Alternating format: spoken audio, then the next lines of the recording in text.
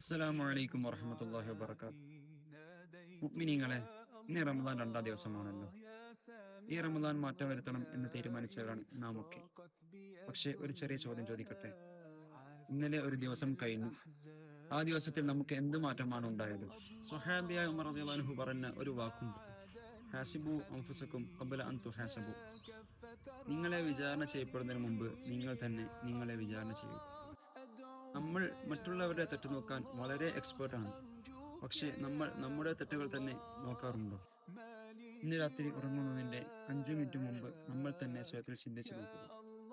എൻ്റെ നിസ്കാരം ശരിയായിരുന്നു, എൻ്റെ നോമ്പ് ശരിയായിരുന്നു, എൻ്റെ നാവ് മറ്റാരെങ്കിലും വേദനിപ്പിച്ചു? നോമ്പ് വെറും ഒരു പട്ടിണി മാത്രമായി നിങ്ങൾ കണക്ക് കൂട്ടരുത് മുഅ്മിനീങ്ങളെ. ഇന്ന് തന്നെ നമുക്ക് തുടങ്ങാം. നമ്മളെ നമുക്ക് തന്നെ ശരിയാക്കാം. അപ്പോൾ നാളത്തെ കണക്ക് ഇൻഷാ അല്ലാഹ് അല്ലാഹു തആല നമുക്ക് എളുപ്പമാക്കി തരും. അസ്സലാമു അലൈക്കും.